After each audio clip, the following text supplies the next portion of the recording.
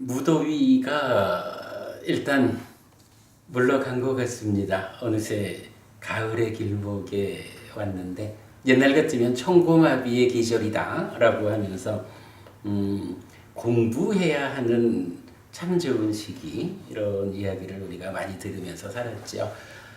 올가을 우리도 공부와 더불어 정말로 삶의 향상을 위한 근거를 마련하는 보람찬 시간으로 진행해 보고자 합니다.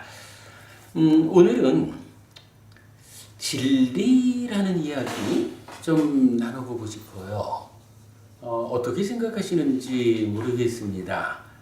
많은 사람들이 진리라는 거는 뭐 여기도 저기도 각각의 종교마다 다 진리를 말하는데 그것들이 따지면 다 통하는 거 아닐까? 라면서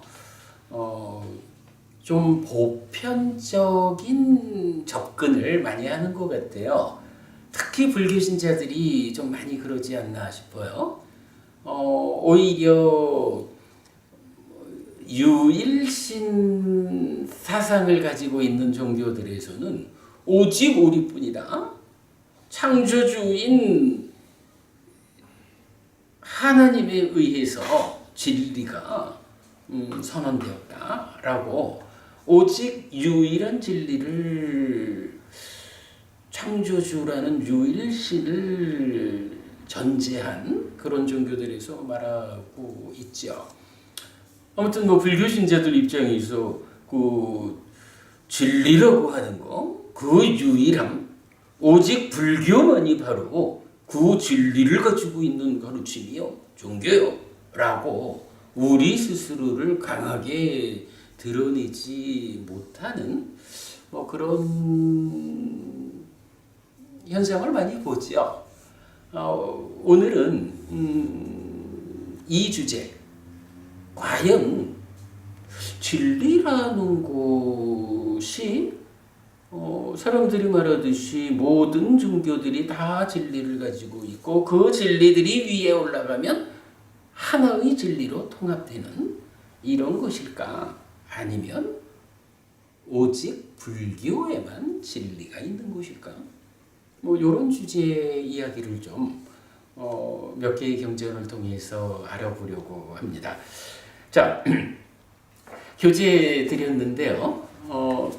우선은 부처님 돌아가시기 얼마 전에 여정을 기록한 디가니까야 16번 대반열반경에 나타나는 부처님의 마지막 직계 제자와 관련한 이야기 한번 읽어보도록 하겠습니다.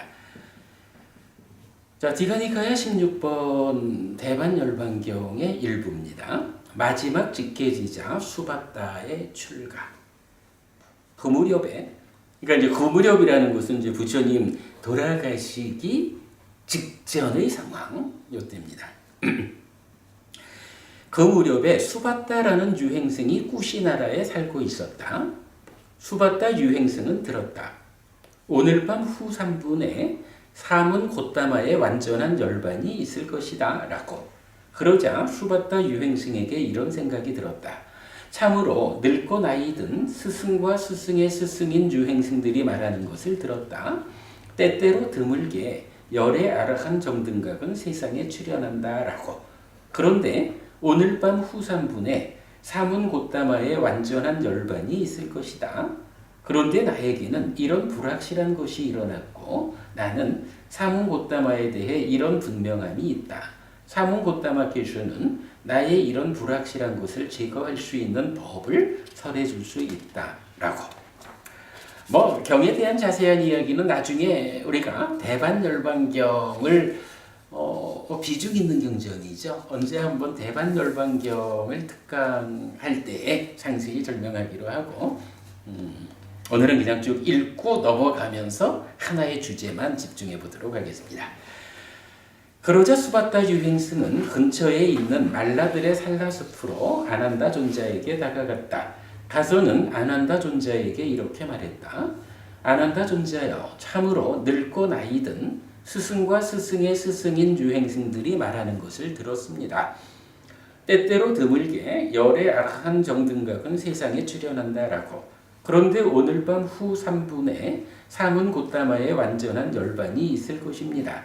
그런데 나에게는 이런 불확실한 것이 생겨났고 나는 사문 곧다마에 대해 이런 분명함이 있습니다. 사문 곧다마께서는 나의 이런 불확실한 것을 제거할 수 있는 법을 설해줄 수 있다라고. 아난다 존자여, 제가 사문 곧다마를 뵐 수 있으면 감사하겠습니다. 그러자 아난다 존자는 수바타 유행승에게 이렇게 말했다. 되었습니다. 도반 수바타여, 열애를 힘들게 하지 마십시오. 세존께서는 피곤하십니다. 세 번째로 수바타 유행승은 아난다 존자에게 이렇게 말했다. 아난다 존자여, 참으로 늙고 나이든 스승과 스승의 스승인 유행승들이 말하는 것을 들었습니다. 때때로 드물게 열의 아락한 정등각은 세상에 출현한다라고.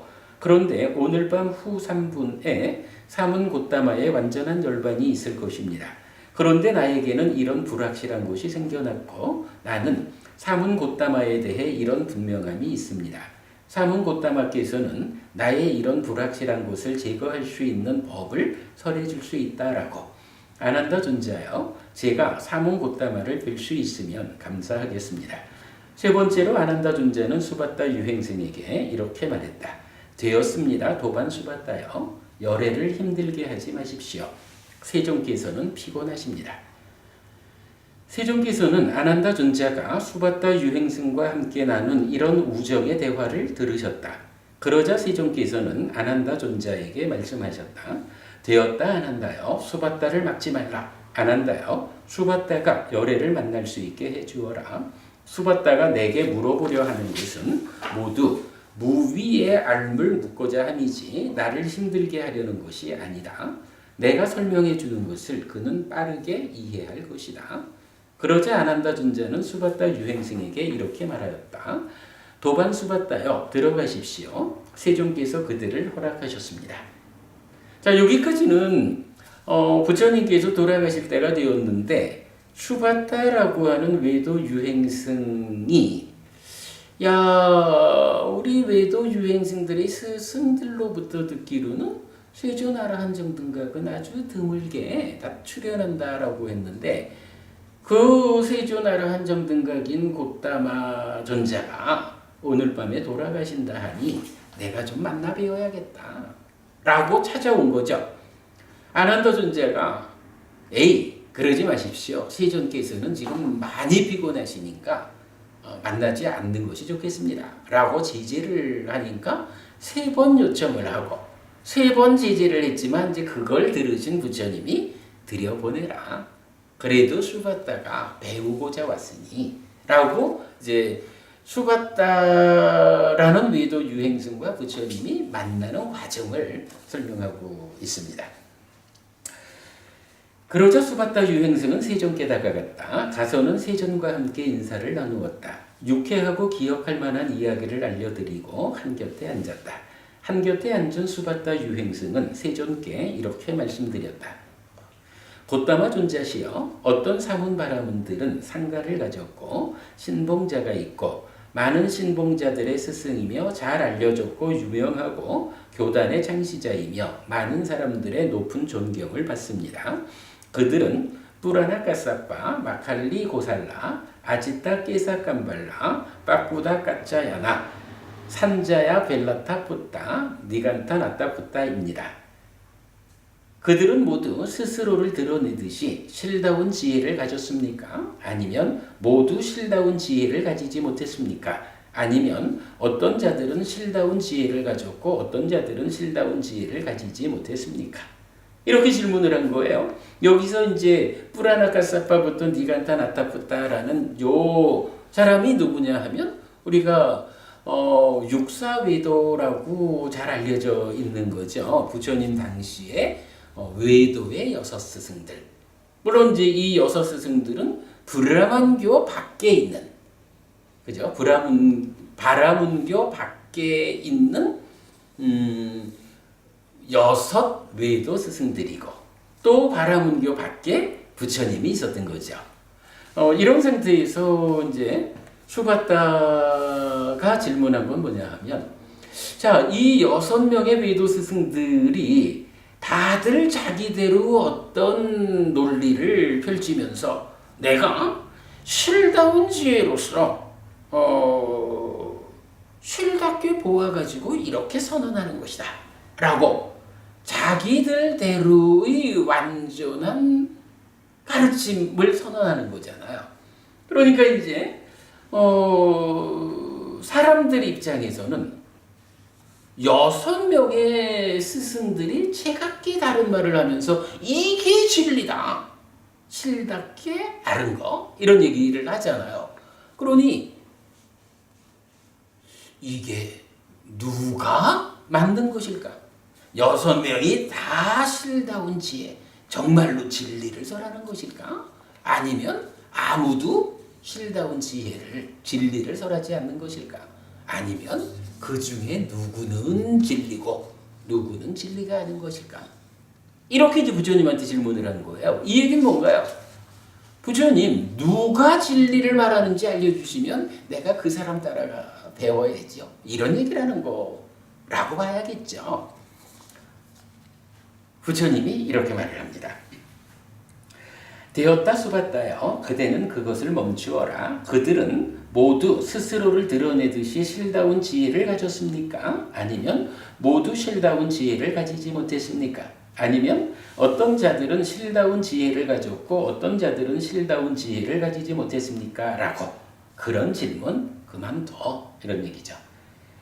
수바다여, 나는 그대에게 법을 설하겠다. 이것을 들어라. 듣고 잘 사고하라. 나는 설하겠다. 알겠습니다, 제도기시여 라고 수바다 유행스는 세종께 대답했다. 세종께서는 이렇게 말씀하셨다. 이건 무슨 얘기예요? 누가 진리를 말했습니까? 라고 질문하는데 그만둬라. 돌이켜 말하자면 아무도 진리를 말하는 것이 아니야. 내가 진리를 말하는 유일한 스승인 내가 그대에게 법을 설할 테니 듣고 잘 사고하여라. 이렇게 부처님이 구체적으로 말씀은 안 하시지만 사실은 6명 모두가 진리를 설하는 게 아니야. 진리를 설하는 유일한 스승은 바로 나여. 내가 그 진리를, 법을 설해줄게. 이렇게 말씀하신 거죠. 자, 그리고는 이제 말씀이 이어지죠.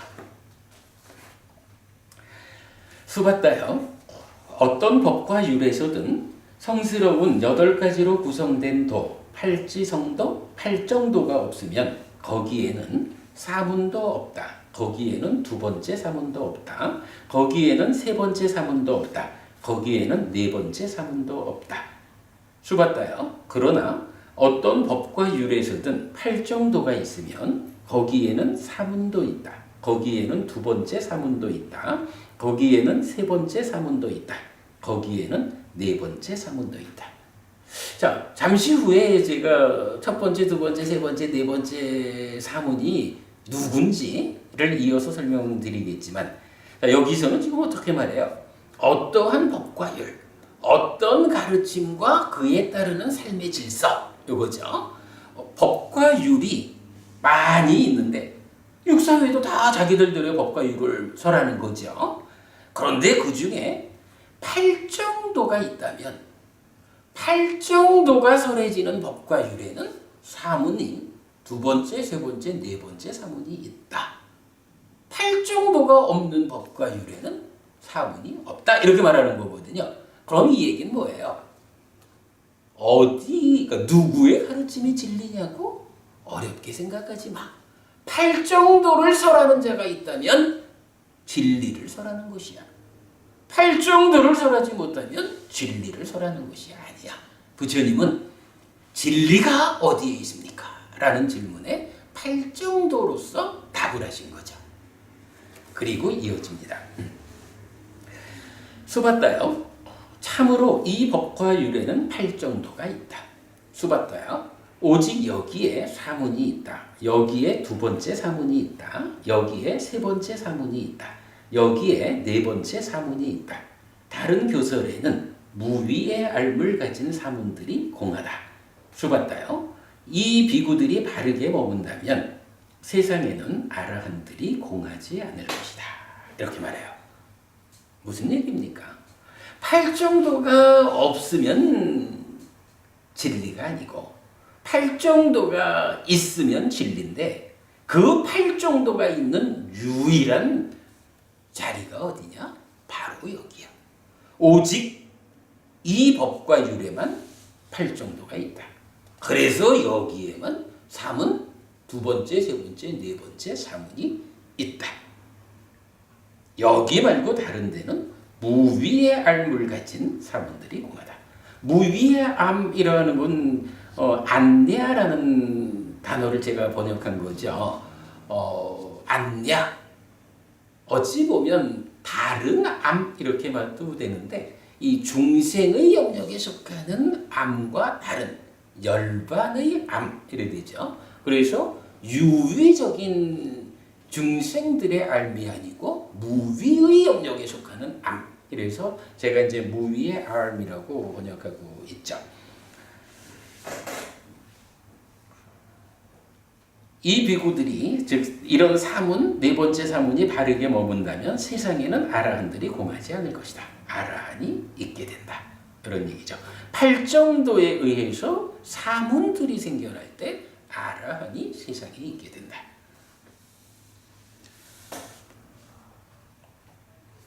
수봤다요. 29세에 나는 무엇이 유익함인지를 구하여 출가했다.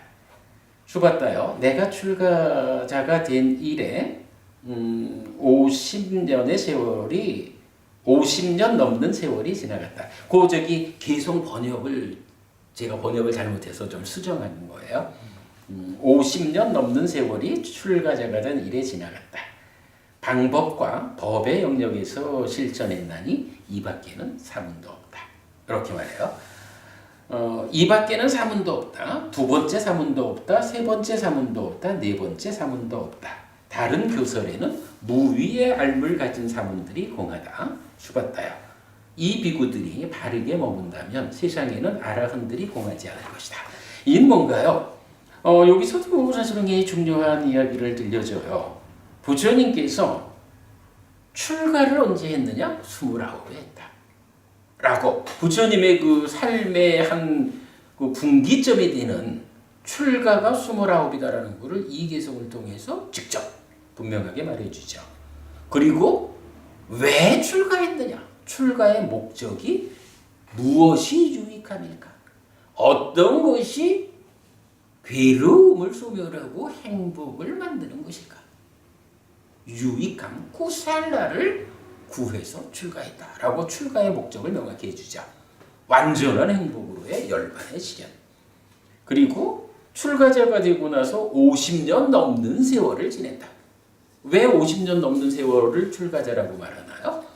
부처님 29에 출가해서 35에 부처가 되고 80에 돌아가실 때까지 45년을 부처로서 살죠.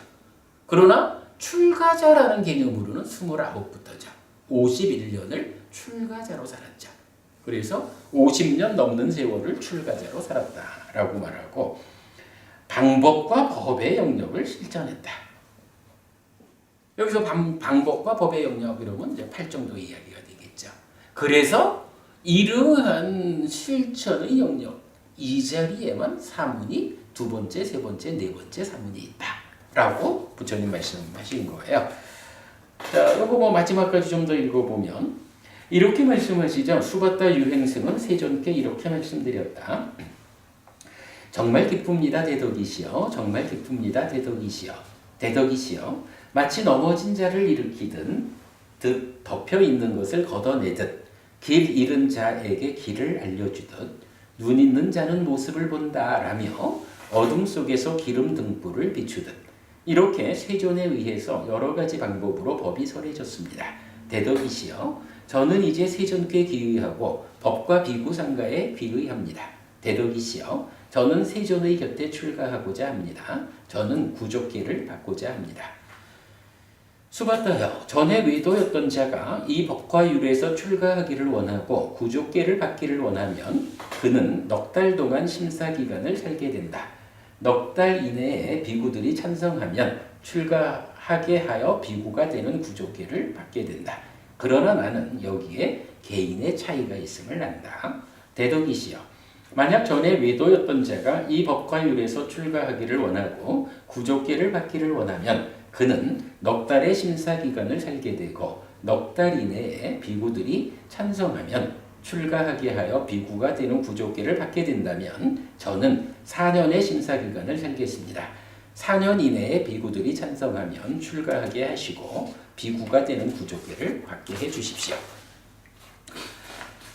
그대는 외도 유행승이어서 다른 믿음을 가지고 있던 자가 이 법과 율에서 출가해서 비구가 되고자 하면 4개월의 심사기간이 필요해. 물론 개인적으로 차이가 있어. 개인적인 차이가 있다는 것은 형편이 그러하다면 지금도 출가시킬 수 있어. 뭐 이런 이야기도 되는 거죠. 그랬더니 수바다는 저는 그럼 4년을 심사받겠습니다. 이렇게 말을 하죠. 그러자 세종께서는 아난다 존자에게 말씀하셨다. 아난다요, 저렇다면 수바다를 출가시켜라. 알겠습니다, 대덕이시여 라고 아난다 존자는 세종께 대답하였다. 그러자 수바다 유행승은 아난다 존자에게 이렇게 말하였다. 여기 스승의 앞에서 스승의 직계지자로 성스러운 의식을 치르는 것은 도반 아난다요, 참으로 이익된 일입니다. 도반 아난다요, 참으로 크게 이익된 일입니다. 수바다 유행승은 세존의 곁으로 출가하였고 구족계를 받았다.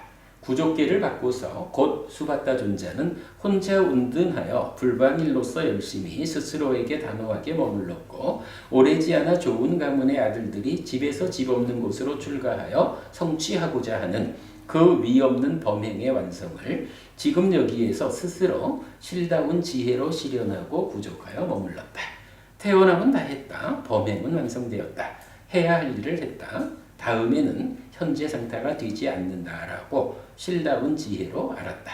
수바다 존자는 아라한들 중에 한 분이 되었다. 그는 세존의 마지막 직계제자였다.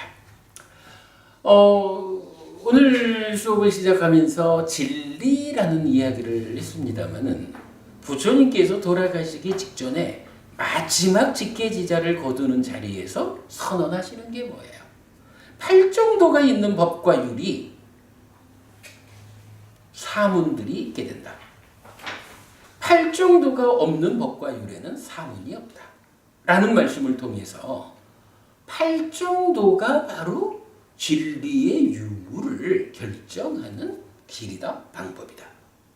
그런데 오직 여기에만, 부처님의 법과 율 안에만 8정도가 있다.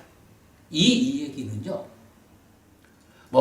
창조주 하나님이 있어서 세상을 창조했다라고 굳게 믿는 사람들이 오직 하나님에 의한 진리만을 유일하게 주장하잖아요. 불교 신자들 입장에서 진리는 거야 보편적이고 올라가면 다 만나지 이렇게 보편적으로 말하죠. 그러나 부처님 말씀은 어떤가요? 부처님은 엄격하게 말해요. 오직 여기에만 진리가 있다. 여기에만 사실이 있다. 이렇게 말하거든요. 불교 신자들이 정말로 놓치지 않아야 하는 거. 우리 스승만이 진리를 설한 분입니다. 우리 스승이 설한 가르침 불교야말로 세상의 유일한 진리를 설하는 으뜸 가르침, 으뜸 종교입니다. 이런 믿음, 이런 자부심을 불교 신자가 가져야 한다라는 부분을 어쨌든 부처님은 마지막 직계지자에게 여기가 바로 진리가 있는 자리다라고 선언하시는 이런 가르침을 통해서 우리가 볼 수 있습니다. 자, 두 번째 경은 앙구타라 니카야 네세 모음의 241번 경입니다. 사문경입니다. 사문 나오죠. 분명히 부처님은 팔정도가 있는 여기에만 사문도 있다. 두 번째, 세 번째, 네 번째 사문도 있다. 이랬거든요. 이제 이 사문경에서는 그렇다면 누가 사문이고 누가 두 번째, 세 번째, 네 번째 사문일까? 왜 사문이 있다라는 말을 통해서 그 사문이 팔정도에 의해서만 생겨나는 것이다 라고 말함으로써 불교만이 유일한 진리라고 부처님은 선언하는 것일까? 그 부분은 보아야겠죠. 비구들이요, 오직 여기에 사문이 있다. 여기에 두 번째 사문이 있고 여기에 세 번째 사문이 있고 여기에 네 번째 사문이 있다. 다른 교설들은 무위의 알물 가진 사문들에 의해 공하다. 비구들이여, 이렇게 이 바른 사자후를 토하라. 혹시 사람들이 말입니다. 햇빛스님 뭐 저렇게 불교만이 진리라고 저런 외골수적인 얘기를 할까? 이렇게 말할는지도 몰라요. 근데 이 경에서는 뭐라고 하나요? 비구들이요, 어떡하라고요? 여기에만 사문이 있다 내지 네 번째 사문이 있다라고 다른 곳에는 무위의 알을 가진 깨달음을 실현한 사문이 없다라고 어떡하라고? 이렇게 바른 사자후를 도하라. 나의 제자라면 오직 여기에만 깨달음이 있다. 오직 여기에만 진리가 있다라고 사자후를 토해라. 아무리 잡다한 짐승들이 제 목소리를 내어도 사자가 한 번 사자후를 토함으로써 다 평정하듯이 부처님은 제자들한테 명령하는 거거든요. 여기에만 진리가 있다라고 이 진리성을 사자후로서 토해라. 왜 햇빛스님은 저렇게 외골쓸까라고 말해야 되는 게 아니고 우리 모두가 오직 불교가 진리다 라고 사자후를 토해야 하는 것이다. 그게 부처님의 명령이다. 이렇게 이제 보아야겠죠. 비구들이여, 그러면 어떤 자가 첫 번째 사문인가? 비구들이여, 여기 비구는 세 가지 족쇄를 완전히 부수고 흐름에 든 자, 예류자죠. 흐름에 든 자이니 벌받는 존재를 넘어섰고 한 방향이고 깨달음이 결정되었다. 비구들이여, 이것이 첫 번째 사문이다. 첫 번째 사문, 한마디로 예류자 이렇게 되는 거죠. 사상팔배를 말하는 이 성자, 해탈된 삶으로 나아가는 벗어남의 영역에 있는 첫 번째 성자, 예류자죠. 그 예류자를 일러서 부처님은 사문 또는 첫 번째 사문 이렇게 정의하고 있는 거죠. 비구들이여, 그러면 어떤 자가 두 번째 사문인가? 비구들이여, 여기 비구는 세 가지 족쇄를 완전히 부수고 탐진치가 엷어져서 한 번만 더 돌아올 자, 일례자이니 한 번만 더 이 세상에 와서 괴로움을 끝낼 것이다. 비구들이여, 이것이 두 번째 사문이다. 정의가 되는 거예요. 비구들이여, 그러면 어떤 자가 세 번째 사문인가? 비구들이여, 여기 비구는 오하분결을 완전히 부수었기 때문에 화생한다. 거기서 완전한 열반에 드는 자이니 그 세상으로부터 돌아오지 않는 존재, 불환자이다. 비구들이여, 이것이 세 번째 사문이다. 첫 번째 사문, 예류자. 두 번째 사문, 일례자. 세 번째 사문, 불환자. 이렇게 정의가 됐어요. 비구들이여, 그러면 어떤 자가 네 번째 사문인가? 비구들이여, 여기 비구는 번뇌들을 부수어 번뇌가 없는 심해탈과 해해탈을 지금 여기에서 스스로 실답게 안 뒤에 실현하고 성취하여 머문다. 아라한이죠. 비구들이여, 이것이 네 번째 사문이다. 자, 그러면 다른 교설들은 무위의 알물 가진 사문들이 없다 이렇게 말했는데 무위의 알물 가진 사문 구체적으로 누구예요? 아라한이죠. 첫 번째, 두 번째, 세 번째 사문, 즉 예류자, 일례자, 불환자는 바로 이 아라한이라는 무위의 알물 가진 완성된 자로 나아가는 과정에 들어있는 분들이죠. 바로 벗어남의 과정. 그리고 그 완성으로 네 번째 사문인 아라한이 있다.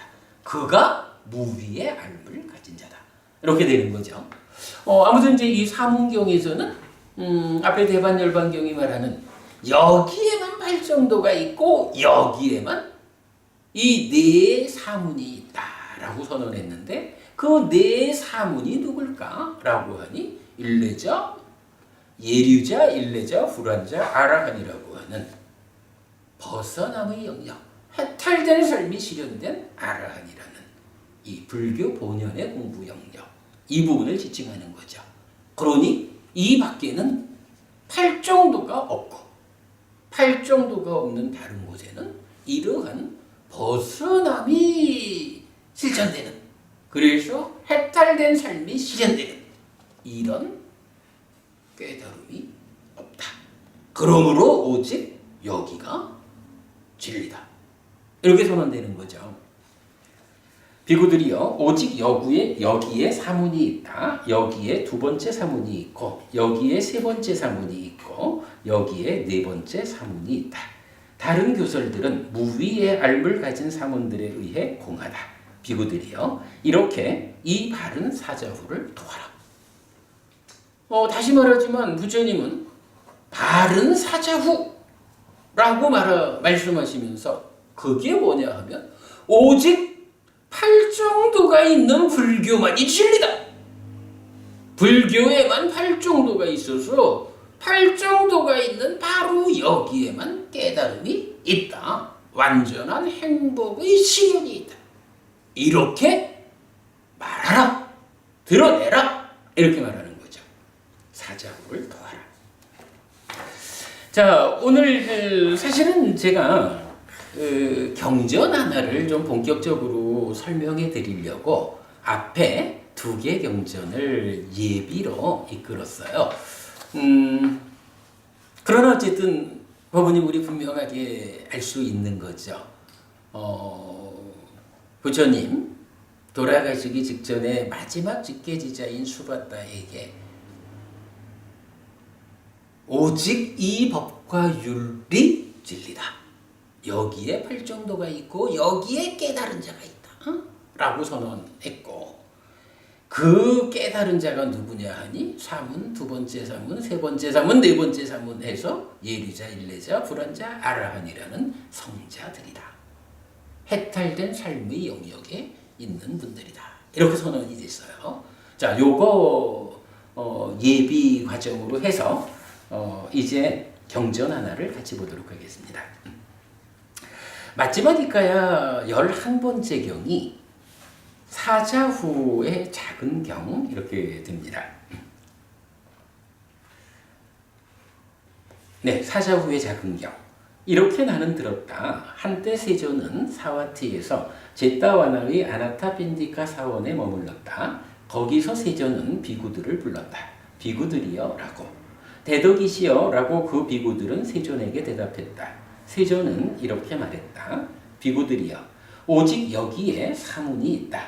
여기에 두 번째 사문이 있고, 여기에 세 번째 사문이 있고, 여기에 네 번째 사문이 있다.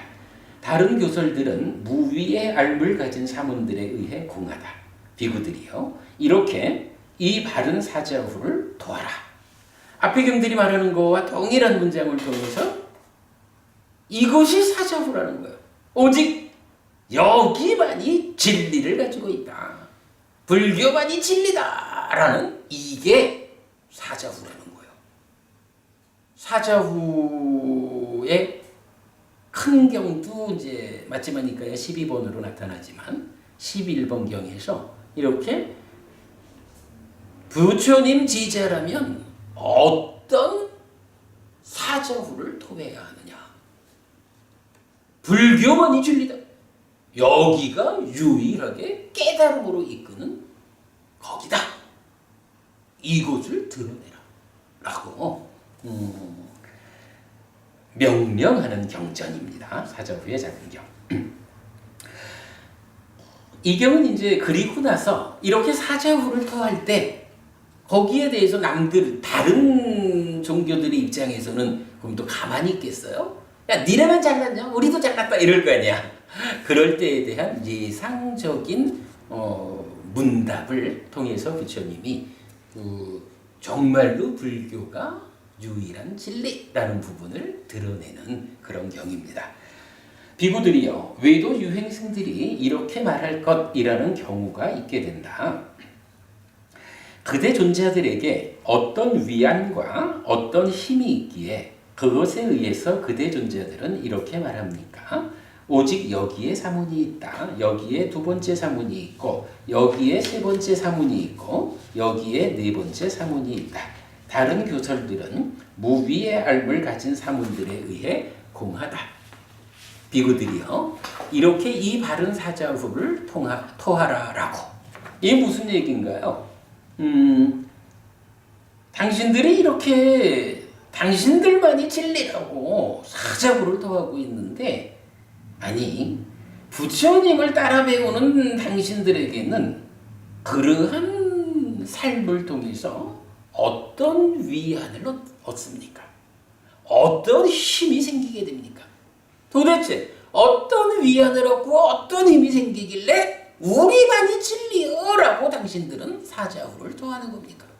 이렇게 질문할 거다 이거예요. 그러겠죠? 내가 불교만 진리여 이러면 다른 사람들이, 아니 불교 믿어가지고 당신한테 어떤 이익이 있길래 불교만이 진리라고 당신은 말하는 겁니까? 라고 되물을 거다 이거지. 근데 여기서 아주 중요한 표현이죠. 어떤 위안, 어떤 힘. 불교를 통해서 내 삶이 어떤 위안을 얻게 될까? 어떤 힘이 생길까? 이렇게 질문하는 거죠. 비구들이요, 이렇게 말하는 외도 유행승들에게 이렇게 말해야 한다. 도반들이요, 그 아는 자, 보는 자, 아라한 정등각에 의해 선언된 네 가지 법들이 있습니다. 그 법을 스스로 보고 있는 우리는 이렇게 말합니다. 오직 여기에 사문이 있다. 여기에 두 번째 사문이 있고 여기에 세 번째 사문이 있고 여기에 네 번째 사문이 있다. 다른 교설들은 무위의 알을 가진 사문들에 의해 공하다라고. 어떤 네 가지입니까? 도반들이요, 스승에 대한 믿음이 있고 법에 대한 믿음이 있고 계들에 대한 완성이 있고 제가자와 출가자로 구성된 좋아하고 마음에 드는 동료 수행자들이 있습니다. 도반들이요, 이것이 그 아는 자, 보는 자, 아라함 정등각에 의해 선언된 네 가지 법들입니다. 그 법을 스스로 보고 있는 우리는 이렇게 말합니다. 오직 여기에 사문이 있다. 여기에 두 번째 사문이 있고 여기에 세 번째 사문이 있고 여기에 네 번째 사문이 있다. 다른 교설들은 무위의 알을 가진 사문들에 의해 공하다라고. 자, 어떤 위안, 어떤 힘이 있길래? 라고 외도들이 질문하면 그때 이렇게 말하라 하는 거예요. 부처님을 말할 때 보통 아는 자, 보는 자, 또 아시는 분, 보시는 분 이렇게 표현하죠. 아라한 정등각에 의해 선언된 네 가지 법이 있다. 근데 그 네 가지 법이 무엇이냐?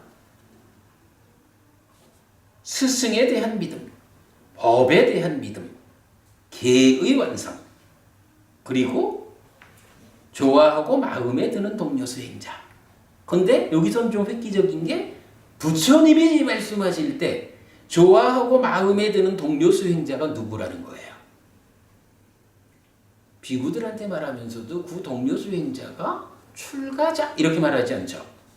출가자와 재가자로 구성된, 재가자와 출가자로 구성된, 그러니까 동료 수행자의 범위를 꼭 출가한 사람들만으로 제한하지 않고 출제가 모두를 동료 수행자라고 부처님은 말하고 있죠.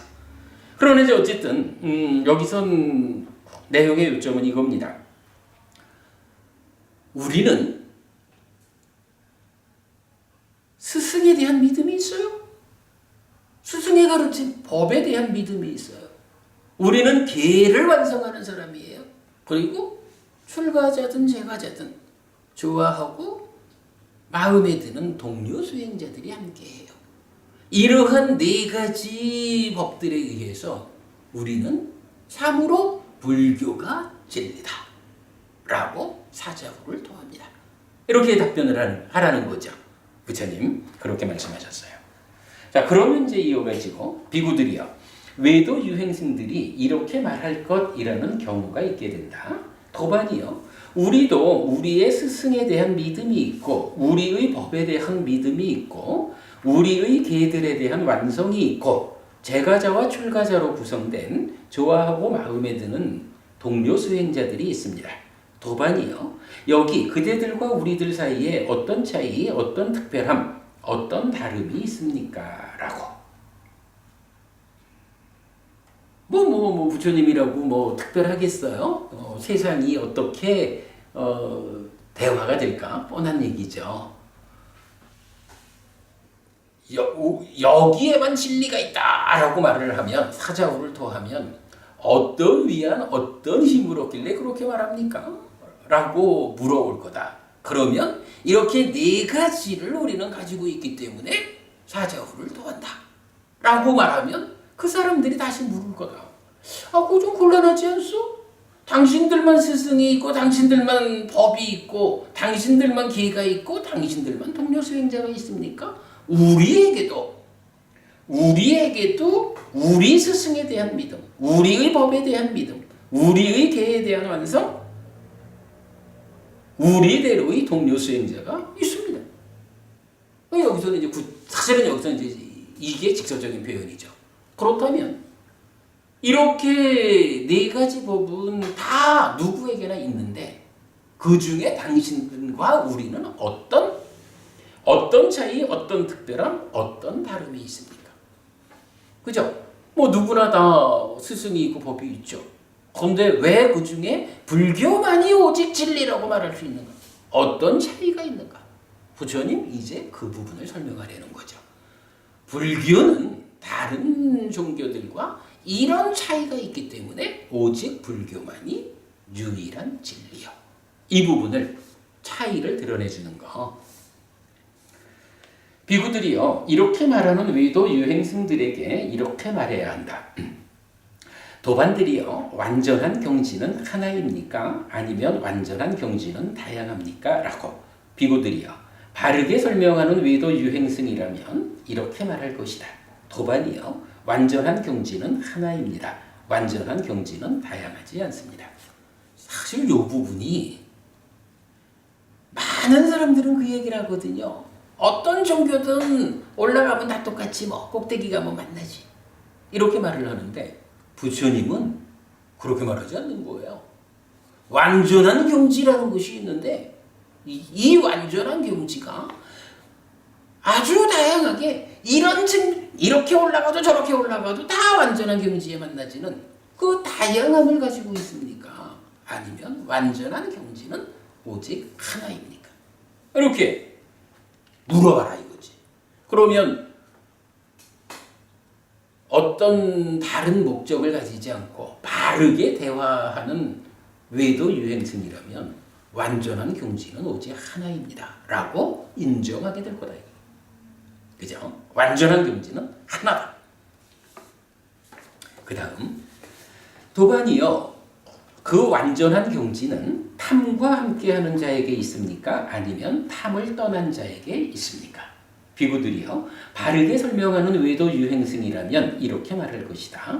도반이요, 완전한 경지는 탐을 떠난 자에게 있습니다. 완전한 경지는 탐과 함께하는 자에게 있지 않습니다. 라고. 그래, 그 완전한 경지가 다양하지 않고 하나인 게 맞다면 그 완전한 경지, 삶의 완성의 그 자리가 탐과 함께하는 자에게 있겠소? 탐을 떠난 자에게 있겠소? 그렇게 묻는 거죠. 법부님 생각은 어떠셔요? 탐과 함께하는 자에게, 그러니까 탐과 함께하는 자가 완전한 경지를 실현하겠습니까? 탐을 떠난 자가 완전한 경지를 실현하겠습니까? 당연히 탐을 떠나야 돼. 이거 무르나 만하죠? 근데요, 이 무르나 만한 이 당연한 이야기에 대해서 불교 신자들이 불교가 유일한 진리라고 말을 못하잖아. 왜? 이 단순하고 당연한 이야기를 불교 신자 스스로 공부해서 알지 못하기 때문에.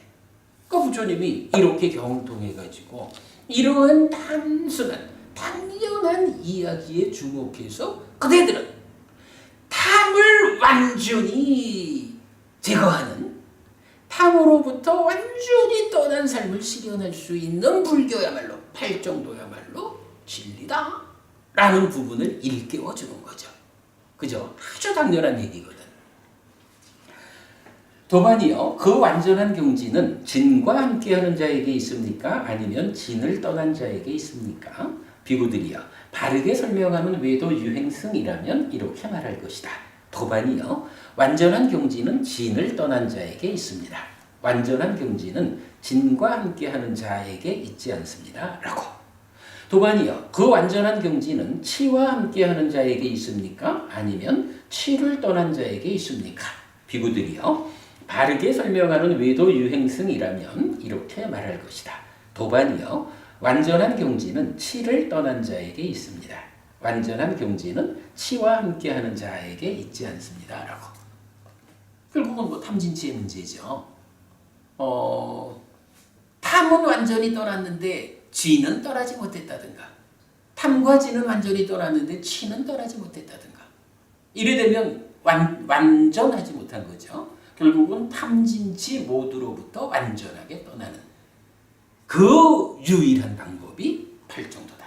그래서 팔정도가 있는 여기에만 완전한 경지, 즉 진리요 깨달음이 실현된다. 이렇게 말하는 거죠. 도반이요, 그 완전한 경지는 그러니까 가래와 함께하는 자에게 있습니까? 아니면 가래를 떠난 자에게 있습니까? 비구들이요, 바르게 설명하는 외도 유행승이라면 이렇게 말할 것이다. 도반이요, 완전한 경지는 가래를 떠난 자에게 있습니다. 완전한 경지는 가래와 함께하는 자에게 있지 않습니다. 라고. 여기서 뭐 가래라는 것은 우리가 메커니즘적으로 아는 거지만 탐진치가 작용하는 그 내면의 영역의 결과가 가래잖아요. 탐진치가 함께하는 그런 삶은 당연히 가래와 함께하는 삶이죠. 탐진치로부터 완전히 떠났다라고 하면 가래로부터 떠난 자이죠. 탐진치 가래 그 연장선에 있는 거죠. 도반이요, 그 완전한 경지는 취와 함께하는 자, 즉 집착과 함께하는 자에게 있습니까? 아니면 집착이 없는 자에게 있습니까? 비구들이요, 바르게 설명하는 외도 유행승이라면 이렇게 말할 것이다. 도반이요, 완전한 경지는 집착이 없는 자에게 있습니다.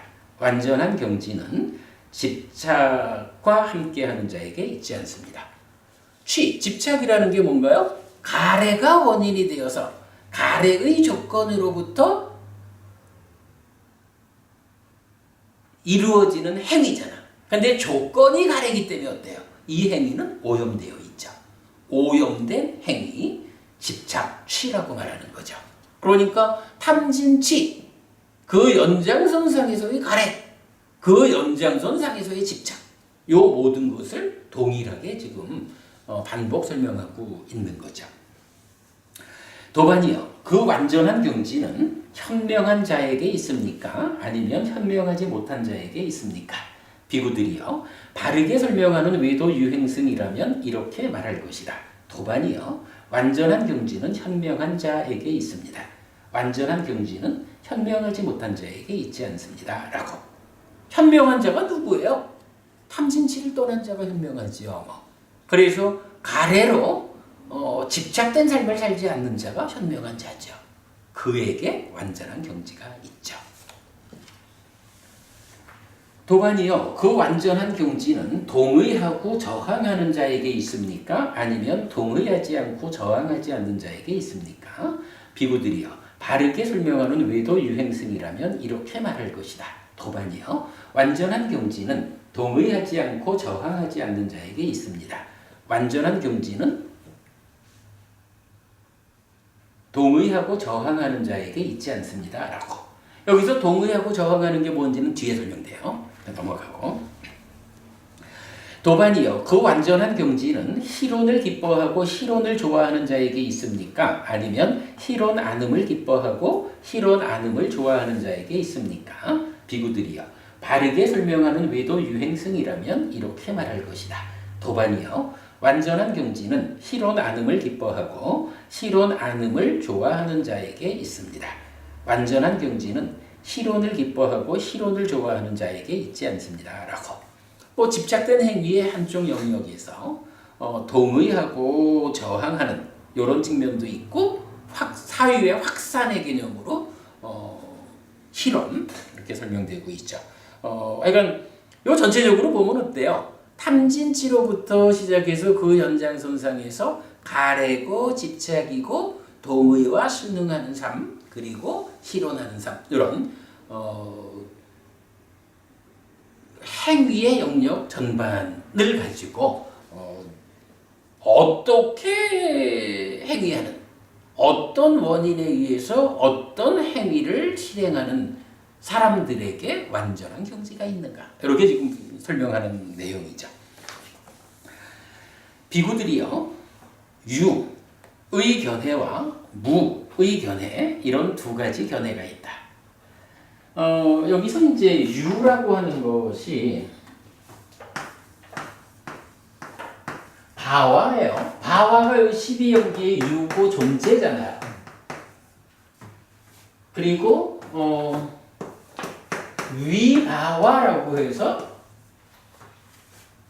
사실은 이게 이제 어떻게 해석되나요? 바와라는 것이 무, 떠났다, 없다. 그래서 무유 이렇게 번역되는 거죠. 그래서 존재, 없음 이렇게 되는 거죠.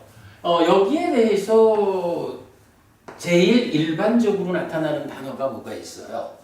바와 이러면 바와 딴하가 있죠. 여기에 뭐예요? 유애잖아. 존재의 가래. 위바와 딴하.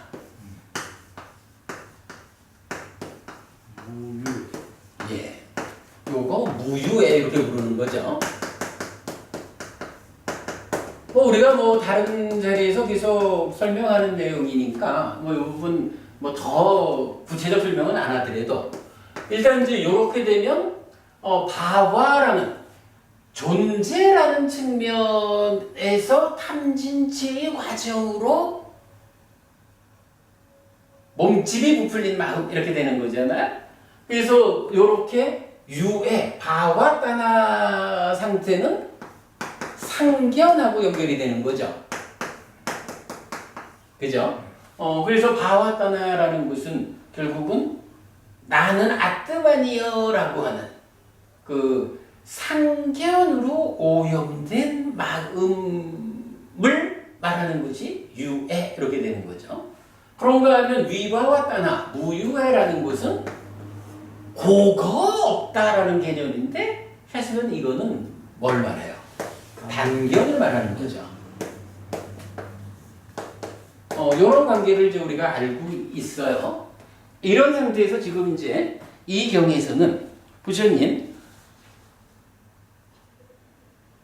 완전한 경지는 어디에 있느냐라는 이야기를 탐진치 그리고 가래, 집착, 동의와 순응, 희론 요거를 떠난 자리에 완전한 경지가 있다 라고 일단 제시를 하신 상태에서 거기에 대한 설명을 하는데 이제 여기에 뭘 말해요?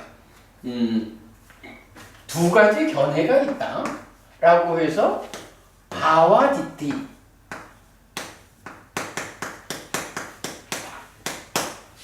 그리고 바와 디티, 위바와 디티 두 가지 견해를 말하죠.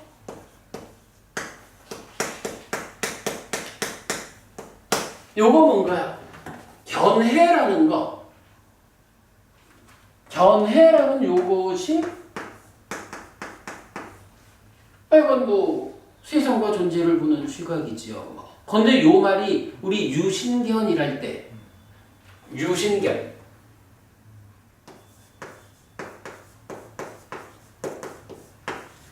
사까야 이러면 이건 그냥 유신이라고 하는 중생의 존재를 말하잖아요. 그런데 여기에 DT가 붙으면 어떻게 되나요?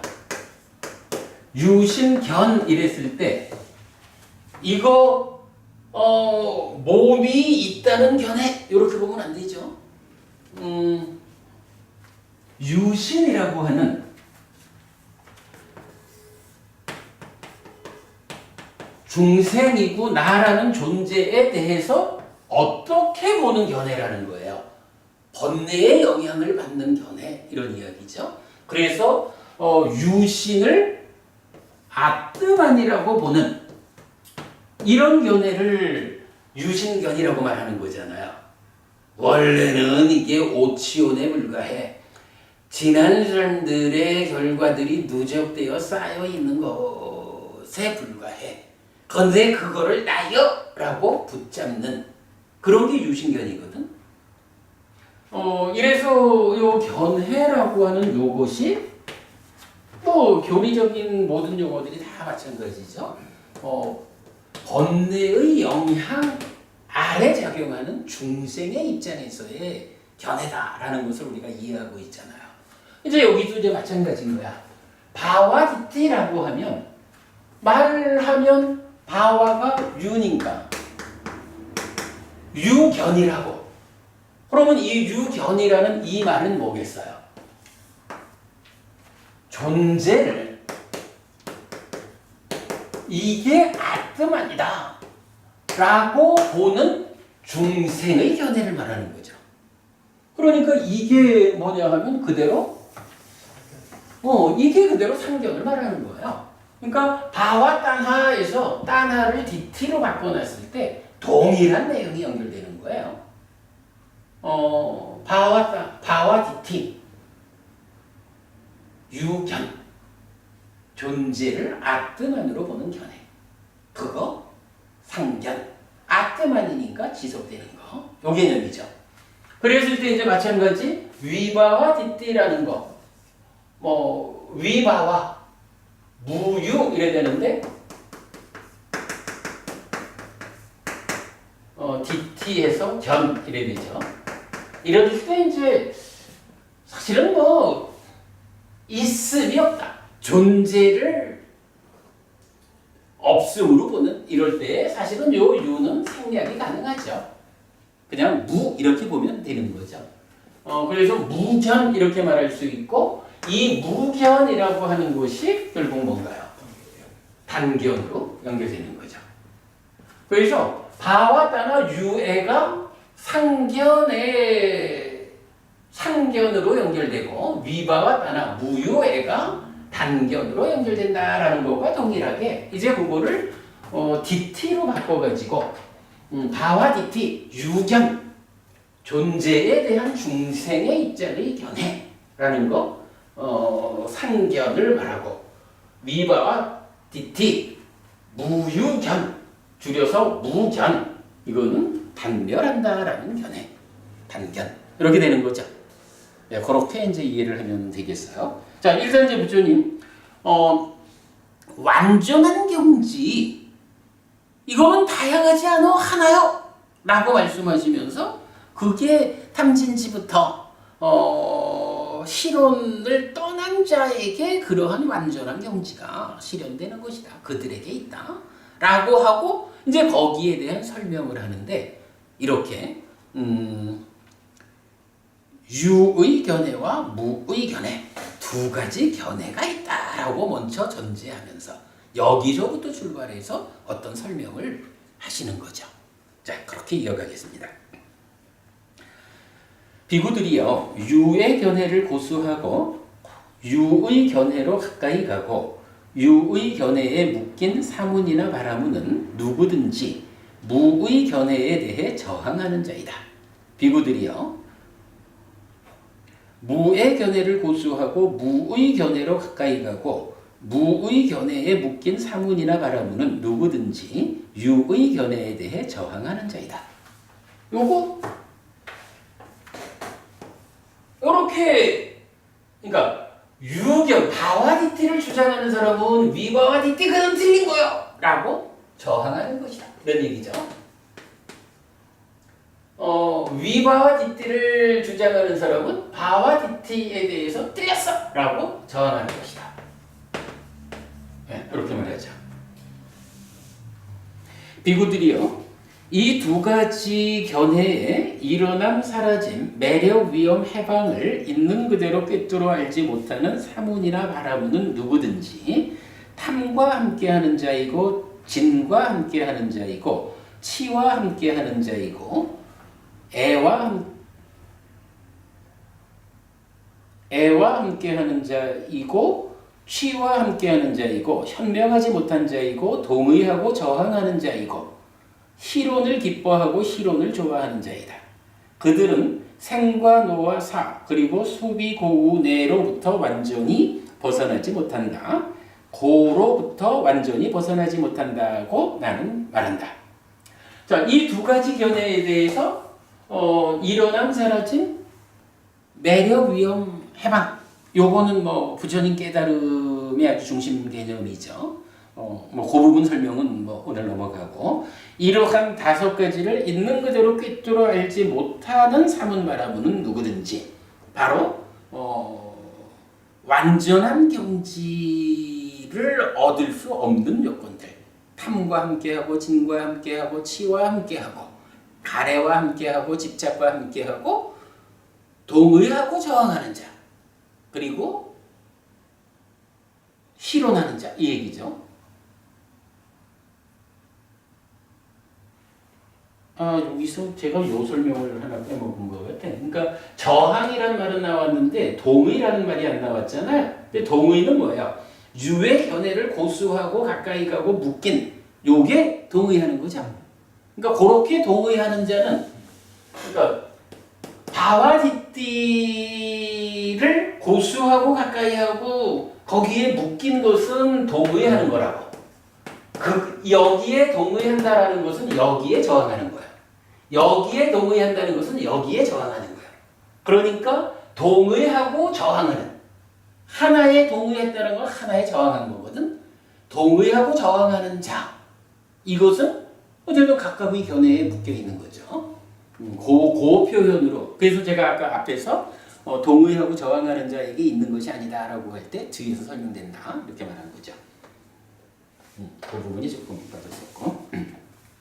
이어서 비구들이여, 이 두 가지 견해의 일어남 사라짐, 매력, 위험, 해방을 있는 그대로 꿰뚫어 아는 사문이나 바라문은 누구든지 탐을 떠난 자이고 진을 떠난 자이고 치를 떠난 자이고 애를 떠난 자이고 취가 없는 자이고 현명한 자이고 동의하지 않고 저항하지 않는 자이고 희로 나눔을 기뻐하고 희로 나눔을 좋아하는 자이다. 그들은 생과 노와 사 그리고 수비 고우 내로부터 완전히 벗어난다. 고로부터 완전히 벗어난다고 나는 말한다. 여기서 이제 마찬가지 그거죠. 바와 뒷띠에 대해 동의하지 않는 것은, 여기에 동의하지 않는다는 것은 그대로 위바와 뒷띠에도 저항하지 않는 거예요. 여기에 동의하지 않는 것은 여기에 저항하지 않는 거예요. 두 가지 모두로부터 떠나 있는 거.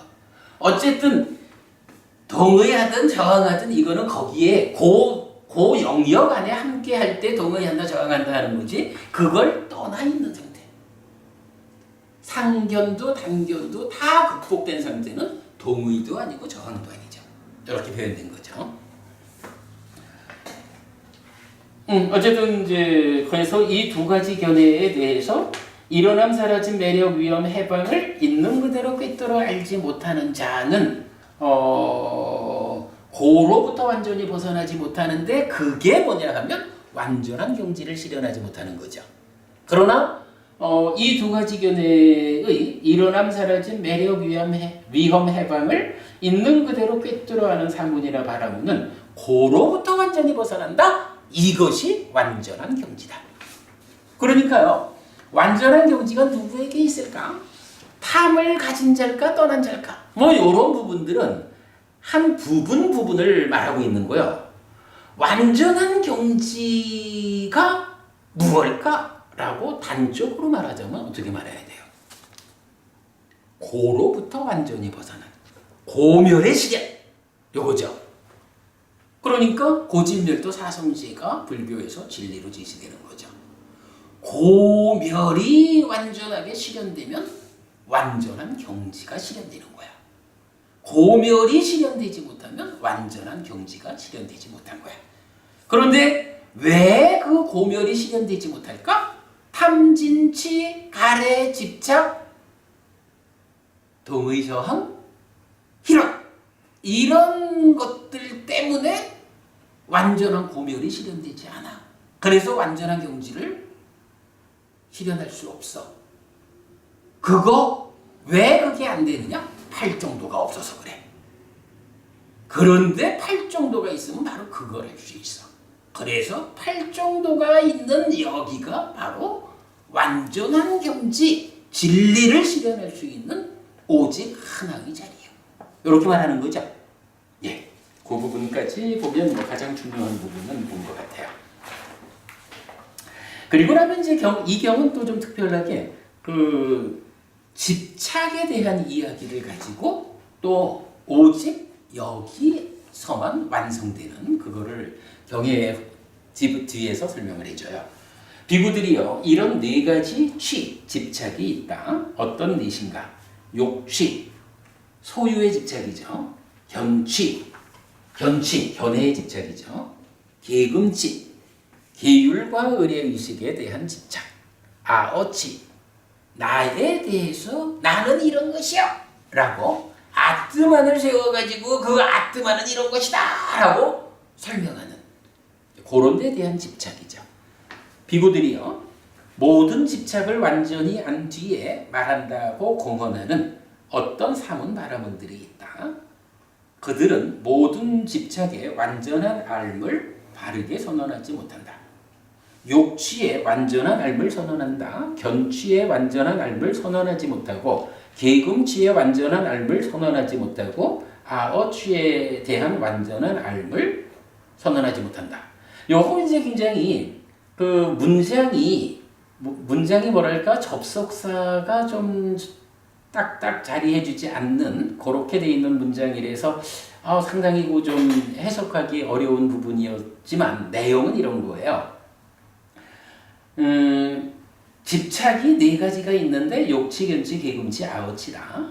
그런데 어떤 사문바라문들은 나는 모든 집착을 완전히 안 뒤에 말한다 라고 공개적으로 선언한다고. 그런데 사실은 그들이 모든 집착의 완전한 앓음을 바르게 선언하지는 못해 라고 말하면서 모든 집착의 완전한 앓음을 바르게 선언하지 못하는 그 상황을 말하기를 이 사람은 비록 완전한 앓음을 가지고 집착을 선언했다. 집착에 대한 완전한 앓음을 선언했다라고 하지만 사실은 네 가지 집착 중에 이 사람이 알고 있는 것은 욕취, 소유의 집착에 대해서는 완전한 앓음을 말할 수가 있어. 그런데 그 사람의 깨달음의 정도가 어떠냐 하면 이어지는 견해의 집착, 계금취, 아어취에 대해서는 완전히 알지 못하는 상태에서 소유의 집착 하나를 알아놓고는 집착에 대한 완전한 알을 공언한다 라고 하는 거지 아직 부족해. 그런 사문 바라문이 있어. 이렇게 말하는 거예요. 그 원인은 무엇인가? 그 사문 바라문 존재들은 이런 세 가지 경우를 있는 그대로 꿰뚫어 알지 못한다. 그렇기 때문에 모든 취를 완전히 안 뒤에 말한다고 공언하는 그 사문 바라문 존재들은 모든 취의 완전한 앓음을 바르게 선언하지 못한다. 욕취의 완전한 앓음을 선언한다. 견취의 완전한 앓음을 선언하지 못하고 계금취의 완전한 앓음을 선언하지 못하고 아어취에 대한 완전한 앓음을 선언하지 못한다. 이게 이런 첫 번째 부류의 어떤 사문 바라문이야. 이어서 비구들이여 모든 취를 완전히 안 뒤에 말한다고 공언하는 어떤 사문 바라문들이 있다. 그들은 모든 취, 집착의 완전한 앓음을 바르게 선언하지 못한다. 욕취의 완전한 앓음을 선언하고 견취의 완전한 앓음을 선언한다. 계금취의 완전한 삶을 선언하지 못하고 아어취에 대한 완전한 삶을 선언하지 못한다. 그 원인은 무엇인가? 그 삼은 바람은 존재들은 이런 두 가지 경우를 있는 그대로 꿰뚫어 알지 못한다. 그렇기 때문에 모든 취를 완전히 안 뒤에 말한다고 공언하는 그 삼은 바람은 존재들은 모든 취의 완전한 삶을 바르게 선언하지 못한다. 욕취의 완전한 삶을 선언하고 견취의 완전한 삶을 선언한다. 계금취의 완전한 삶을 선언하지 못하고 아어취에 대한 완전한 삶을 선언하지 못한다. 이건 뭐예요? 이제 두 번째 경우는 첫 번째 경우보다는 조금 진도가 나간 거예요. 그래서 네 가지 종류의 집착이 있는데 자기는 집착에 대해서 내가 완전히 알았어 라고 선언을 하지만 사실은 그 사람의 깨달음의 정도가 앞에 두 가지 소유의 집착과 견해의 집착까지는 완전히 알았는데 뒤에 있는 계금취와 아어취에 대해서는 완전히 알지 못해. 그러나 자기의 눈이 거기까지밖에 못 미치다 보니까 두 가지 알아놓고는 나는 집착 모두를 완전히 알았어. 이렇게 말하고 있다는 거죠. 그런 사람도 있다는 거야. 그러니까 완전한 경지에 못 갔다는 거죠. 비구들이여 모든 취를 완전히 안 뒤에 말한다고 공언하는 어떤 삼은 바라문들이 있다. 그들은 모든 취의 완전한 삶을 바르게 선언하지 못한다. 욕취의 완전한 삶을 선언하고 견취의 완전한 삶을 선언하고 계금취의 완전한 삶을 선언한다. 아어취에 대한 완전한 삶을 선언하지 못한다. 그 원인은 무엇인가? 그 삼은 바라문 존재들은 이런 한 가지 경우를 있는 그대로 꿰뚫어 알지 못한다. 그렇기 때문에 모든 취를 완전히 안 뒤에 말한다고 공언하는 그 삼은 바라문 존재들은 모든 취의 완전한 삶을 바르게 선언하지 못한다. 욕취의 완전한 삶을 선언하고 견취의 완전한 삶을 선언하고 계금취의 완전한 삶을 선언한다. 아어취에 대한 완전한 삶을 선언하지 못한다. 세 번째는 이제 한 단계 더 그래도 올라는 갔는데 네 가지 집착 중에 마지막 아어취. 나는 이런 것이요 라고 아뜨만에 대해서 전제하고 자기가 이해하는 아뜨만을 말하는, 달리 말하면 이건 뭐예요? 사실은 그 아뜨만 없어. 무아요 라는 무아를 보지 못한, 무아를 깨닫지 못한 그런 상태에서 무아는 깨닫지 못했지만 그 앞에 단계까지는 집착의 측면에서 다 해결을 했어. 그러나 무아를 깨닫지 못한 상태인 걸 모르고 집착에 대한 완전한 알을 공언하지만 사실은 부족해. 완전한 경지에 이르지 못했어. 이렇게 말하는 거죠. 비구들이여 이러한 법과 율에서 스승에 대한 믿음이 있는 자를 바르게 간 자라고 선언하지 않는다. 법에 대한 믿음이 있는 자를 바르게 간 자라고 선언하지 않는다. 개들에 대한 완성이 있는 자를 바르게 간 자라고 선언하지 않는다. 동료 수행자들에 대해 좋아하고 마음에 들어하는 자를 바르게 간 자라고 선언하지 않는다. 그 원인은 무엇인가? 비구들이요. 이렇게 잘못 설해지고 잘못 선언되고 구원으로 이끌지 않고 가라앉음으로 이끌지 않고 정등각에 의해 선언되지 않은 법과 율에 그것이 있다. 이거 뭔가요?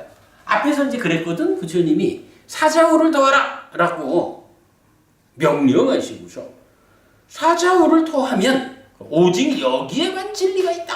불교만이 진리다. 라고 사자후를 더하면 아니 당신들은 어떤 위안 어떤 힘이 있길래 사자후를 더합니까? 라고 물어올 거고 그러면 우리한테는 네 가지 법이 있는데 스승에 대한 믿음, 법에 대한 믿음, 개에 대한 완성, 동료 수행자 이렇게 말을 해라.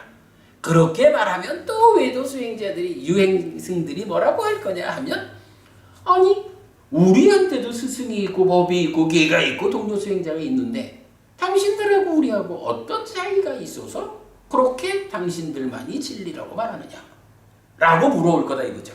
그리고 거기에 대한 구체적인 답 답변을 지금 부처님한테 설명하신 거잖아요. 그죠?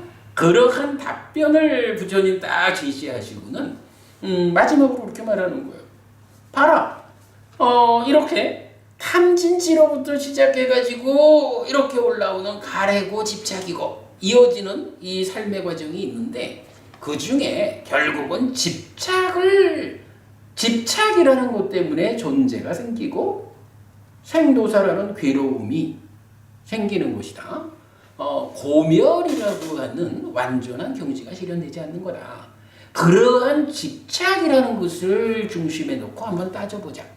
집착이라는 것이 4가지 종류가 있는데 많은 사문바라문들이 이 집착에 대해서 완전한 알을 선언하지만 그러나 따지고 보면 4가지 중에 1가지만 알았거나 2가지 또는 3가지만 알은 거지 궁극적으로는 마지막 무아를 보지 못한 이러한 불완전한 상태의 가르침들이 설해져 있을 뿐이다. 그러니 그렇게 불완전한 법과 율에서 불완전한 법과 율을 그러니까 불완전한 깨달음을 성취한 스승, 불완전한 깨달음에 의한 가르침, 그러한 율, 그러한 동료 수행자 이걸 말하는 거죠.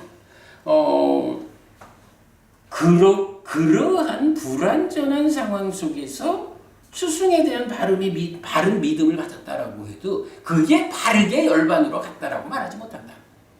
이런 내용이죠. 4가지 모두에 대해서. 이게 내용이 뭐냐 하면 결국 당신들하고 우리하고 어떤 차이가 있어. 우리도 스승이 있고 우리도 법이 있는데 여기에 대한 답변을 해준 거죠. 자, 그렇게 이제 부처님 말을 하셨어요. 그래서 남들에 대해서 표현하는 말이 이제 결론적으로는 뭔가요? 정등각에 의해 선언되지 않은 법과 율에 있기 때문에 누가? 스승도 법도 계도 동료 수행자도 정등각에 의해 선언되지 않은 법과 율에 있기 때문에 잘못 설해진 것이고 잘못 선언된 것이고 구원으로 이끌지 않고 가라앉음으로 이끌지 않는다. 그래서 너네들은 불완전한 거다. 모든 것의 근본에는 그대들의 스승이 정등각이 아니기 때문이다. 이렇게 말하는 거죠. 비구들이여 모든 그러니까 모든 집착을 완전히 안 뒤에 말한다고 공언하는 열의 아라한 정등각은 모든 취에 완전한 알을 바르게 선언한다. 욕취에 완전한 알을 선언하고 견취에 완전한 알을 선언하고 대군취에 완전한 알을 선언하고 아어취에 대한 완전한 알을 선언한다. 요 앞에랑 뭐가 달라요? 앞에 어떤 사문바람은 셋은 하나만 알고 둘만 알고 셋만 알았죠. 그래서 불완전한 거야. 그런데 이제 모든 집착을 완전히 한 뒤에 말한다고 공언하는 바는 똑같은데 열의 아라한 정등각은 어떻다는 거예요? 그 4가지 모두 마지막 무아에 대한 확고함까지를 드러내는 완전한 집착, 그러니까 집착에 대한 완전한 알미 비로소 열의 아라한 정등각에 의해서 선언된다. 이런 얘기죠. 비구들이여 이런 법과 율에서 스승에 대한 믿음이 있는 자는 바르게 간 자라고 선언된다. 이건 뭐예요? 앞에 불완전한 스승한테 믿음을 일으켜서 가면 그럼 바르게 가는 게 아니요. 왜? 완전하게 열반으로 이끌지 않으니까. 그러나 이렇게 이 법과 율에서 스승 열의 아라한 정등각인 우리 부처님에 대한 믿음을 가지고 정진에 간 자는 바르게 열반으로 가는 자라고 선언된다는 거죠. 차이죠. 이게 차이인 거죠. 법에 대한 믿음이 있는 자는 바르게 간 자라고 선언된다. 계들에 대한 완성이 있는 자는 바르게 간 자라고 선언된다. 동료 수행자들에 대해 좋아하고 마음에 들어하는 자는 바르게 간 자라고 선언된다. 그 원인은 무엇인가? 비구들이여 이렇게 잘 설해지고 잘 선언되고 구원으로 이끌고 가라앉음으로 이끌고 정등각에 의해 선언된 법과 율에 그것이 있다. 차이는 이거예요. 정등각에 의해서 선언된 법과 율이라는 토대 위에 스승이 있고 법이 있고 계가 있고 동료 수행자가 있으면 그들과 함께하는 나는 완전한 열반으로 가는 자가 되는 거예요. 그러나 정등각에 의해 선언되지 않은 법과 율이라는 토대 위에서 스승과 법과 계와 동료 수행자가 있으면 그와 함께하는 삶은 완전한 곳으로 이끌지 못하는 거예요. 그 차이를 바로 그대와 우리한테 어떤 차이, 어떤 특별함이 있어? 라는 데 대한 답으로 부처님 주신 거죠. 여기서 이제 재밌는 얘기 하나 하자면, 제가 지난주에 서울로 원주로 대구로 이래 다녀왔잖아요. 서울서 이제 우리 그 비구니 스님 같이 모여서 이제 뭐 비구니 스님하고 우리 수녀님도 한 분 오셨고 불교 신자도 좀 있었고 다른 종교의 신자들도 좀 있었고 뭐 이렇게 좀 어디에 모여졌어요. 그런데 그 자리에서 다른 종교 당신은 자기가 천주교 신자라고 얘기를 했어요. 근데 말씀을 하면서 이제 그 비구니 스님한테 딱 그런 얘기를 하는 거라.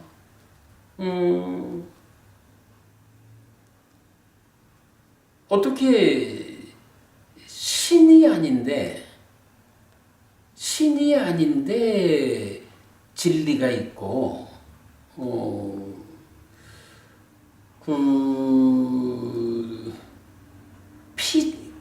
피조물인 부처에 의해서 설해진 가르침, 결국은 신에 의해서 창조된 존재로서의 부처에 의해서 설해진 가르침이 불교고, 그 부처 또한 피조물이기 때문에 죽고 또 태어났을 거고, 이런 식으로 얘기를 해요. 그래서 제가 그 자리에서 딱 한마디를 했어요. 혹시 말입니다. 그대는 정등각에 의해 설해진 가르침이라는 말씀을 들어는 보셨습니까? 제가 딱 그렇게 얘기를 했어요. 정등각에 의해 설해진 가르침이라는 말씀을 들어는 보셨습니까? 정등각이 누구냐 하면 완전한 깨달음을 성취한 자입니다. 완전한 깨달음을 성취한 자에 의해서 설해진 완전한 가르침에 의하면 그대가 창조주 하나님이라고 말하는, 그래서 부처조차도 그의 피조물에 불과하다라고 말하는 그 상황에 대해서 정등각이 설하는 법은 이렇게 말합니다. 그 창조주 하나님이라는 존재가 거짓이다. 무엇이 참이고 무엇이 거짓인가? 라는 이 주제에 대해서 완전한 깨달음을 성취한 자인 정등각이 설한 법에 의하면 그대가 잘못 신앙하고 있는 그대 안에 창조주 하나님이라는 그는 거짓입니다. 거짓된 존재에 의해서 설해졌다고 알려진 거짓된 가르침에 의해서 완전한 깨달음을 성취한 정등각을 피조물이라고 평가하는 그러한 표현은 옳지 않습니다. 다시 묻겠습니다. 완전한 깨달음을 성취한 자, 정등각에 의해 설해진 가르침이라는 말씀을 들어는 보셨습니까? 제가 이렇게 말을 했어요. 아무 말 못하지요. 아무 말 못하지요. 물론 이제 그분 입장에서는 창조주 창조주 하나님 여호와에 의한 창조와 피조의 관계, 뭐 이것을 진리라고 보겠죠. 그러니까 유일한 창조주 하나님 여호와니까 당연히 그 밖에 존재했던 부처도 피조물에 불과한 거고, 피조물에 의해서 선언된 불교야 불완전한 가르치는 거죠. 뭐 글쎄 어떤 게 맞는지는 모르지 뭐. 그러나 분명한 거 하나는 그는 그대로의 믿음에 의해서 그렇게 말을 하더라도 불교 신자는 불교 신자의 믿음에 의해서 그에게 대응할 수 있어야 되잖아요. 근데요, 이 부분은 사실은 굉장히 강력한 무기가 돼요.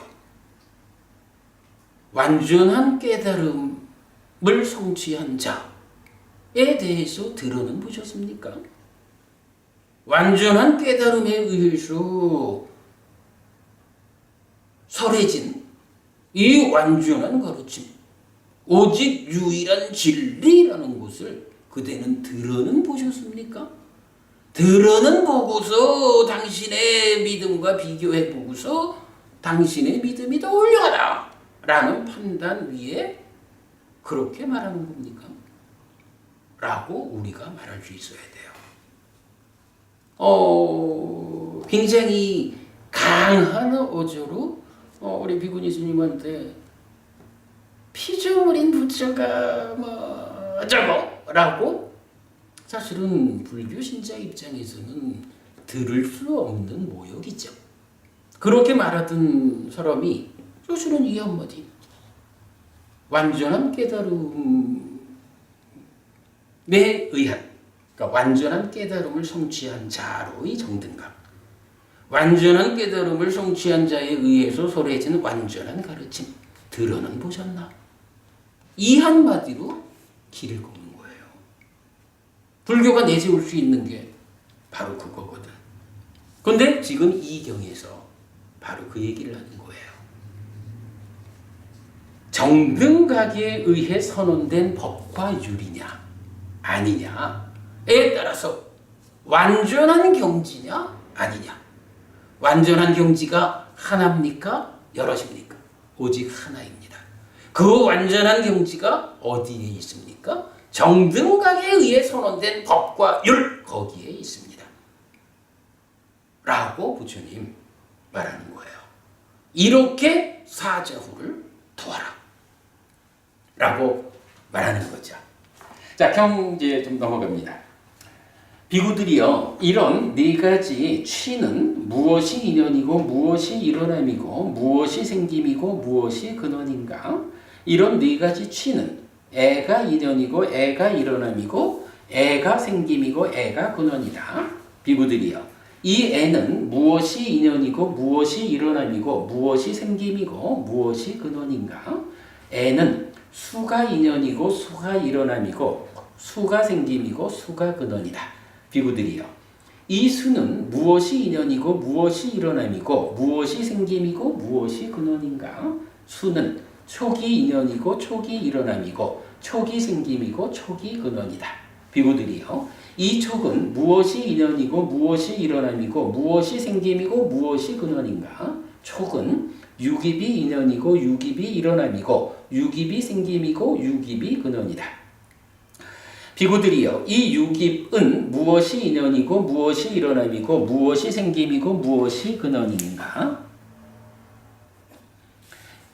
유깁은 명색이 인연이고 명색이 일어남이고 명색이 생김이고 명색이 근원이다. 비구들이여, 이 명색은 무엇이 인연이고 무엇이 일어남이고 무엇이 생김이고 무엇이 근원인가? 명색은 식이 인연이고 식이 일어남이고 식이 생김이고 식이 근원이다.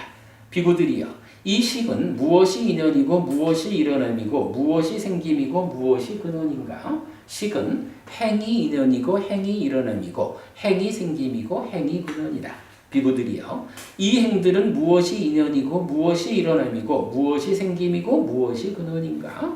행들은 무명이 인연이고 무명이 일어남이고 무명이 생김이고 무명이 근원이다. 비구들이요, 비구에게 무명이 버려지고 명이 생길 때 그는 무명이 빛바래고 명이 생겼기 때문에 욕취를 집착하지 않고 견취를 집착하지 않고 계금취를 집착하지 않고 아어취를 집착하지 않는다. 집착하지 않으면 갈망하지 않는다. 갈망하지 않으면 스스로 완전히 열반한다. 태어남은 다 했다. 범행은 완성되었다. 해야 할 일을 했다. 다음에는 현재 상태가 되지 않는다라고 분명히 한다. 부처님은 이렇게 집착이라는 그러니까 네 가지 집착의 측면에서 정등각에 의해 선언된 법과 열 이러한 차별점 명확히 보였잖아요.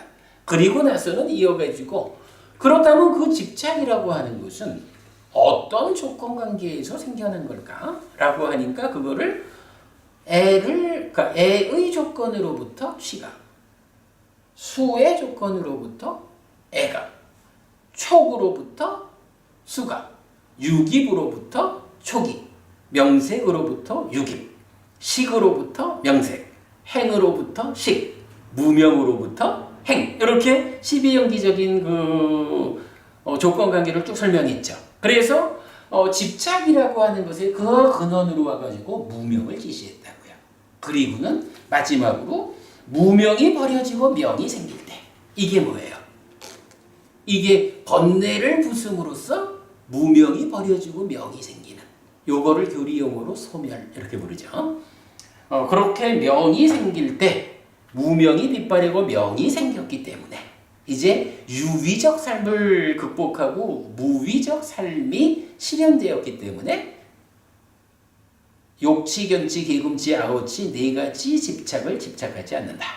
집착하지 않으니까 갈망하지 않고 완전히 열반한다. 그래서 삶을 완성했다, 아라한되었다. 이렇게 분명히 한다. 라고 완성된 경지가 이거다. 라고 설명해 주는 거죠.